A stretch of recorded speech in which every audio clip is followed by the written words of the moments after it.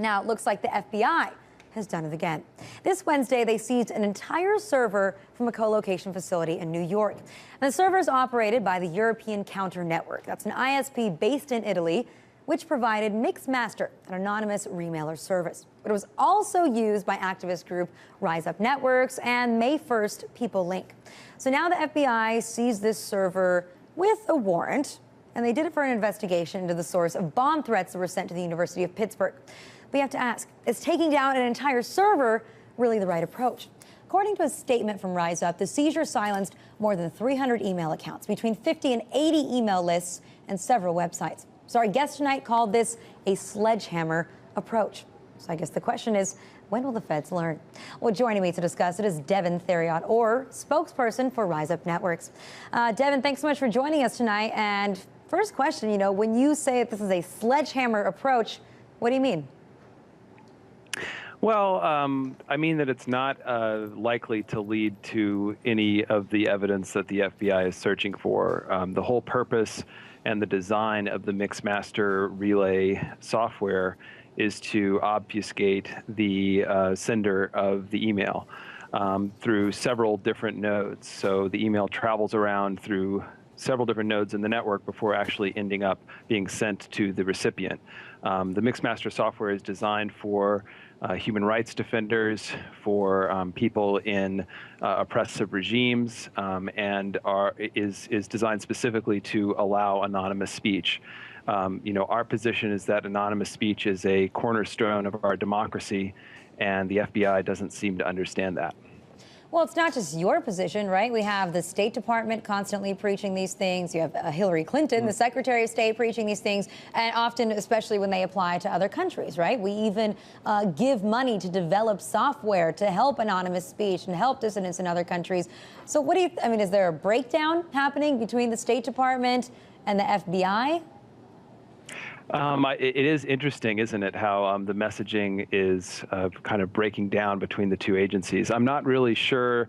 I supremely doubt that they're coordinating their messaging on this, and it is pretty astonishing that you see the State Department going out there and really with some very positive statements about the importance of protecting free anonymous communications when it suits the political interests of the U.S. government, and yet you have the FBI acting domestically to take this approach to take down all these email accounts and all these websites and email lists. And I should note, by the way, that all of the email accounts and the websites that were taken offline by this were run by ECN. So there's no Riseup user data or Riseup email accounts or lists that were impacted by this seizure.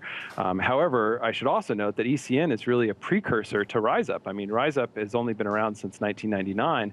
ECN's been around for a lot longer than that. They're really one of the first and the oldest internet services providers in Europe that have been doing this work for a very, very long time. So, and this has taken their entire site offline. So it's a very huge impact. And given the fact that the news reports from earlier this week indicated that that the Mixmaster software was likely involved in these bomb threats, the FBI knew that this was the case. And they knew that they were unlikely to get any information from this. So it really begs the question of why they've gone to the trouble of wasting our taxpayer dollars to, engage in this violation of our Fourth Amendment rights. Well, what do you think the answer is? Do they just not know what they're doing and they don't know what this software is? Or you think they have some other kind of motivation? Well, I think there's several possibilities. One is that they just don't believe that the Mixmaster software was involved, and they think that somebody would be idiotic enough to repeatedly send bomb threats from a single IP address without taking any efforts to hide their identity, which basically would mean that that they would assume that somebody involved in ECN is very stupid, which, so maybe that's what they think. I guess the second thing is that they just think that we're totally lying and that that the Mixmaster software either is not installed on the system or that there is some way to decipher to determine the information that they're looking for. And the third, I guess, would be that they just want to harass us. And I honestly don't know what the answer which one of the three is at issue here. You'd have to talk to the FBI, and from what I understand, they haven't issued any statements or responded to any media calls about this. So. Yeah, no, they're definitely keeping mum in this case. But so then, the question that we have to ask, too, is you mentioned, of course, that ECN, this ISP, is based in Europe. They're in Italy. And so then why are there servers here in the U.S.? At some point, are the FBI's actions going to start to backfire? Because this is definitely not the first seizure that we've seen of this kind. Are people just going to start hosting their servers in other countries, in Iceland next, perhaps? Yeah, I mean, that's definitely a possibility. I think that in fact, U.S. law is in many ways more favorable and more protective than other jurisdictions. So, I mean, I think people, it's certainly not a data haven in any stretch of the imagination, but it's people. You see the fact that we have a constitution that has, since the founding days, been supportive of anonymous speech. We have Supreme Court cases going back many decades protecting the right to associate anonymously. So I think people view these traditions that we have in our government and in our kind of democracy as positive. So I think really. The other thing that I think is really missing from the kind of media coverage of all this is that, anonymous speech goes back to the Federalist Papers. I mean, this is something that goes back to the very founding of this nation.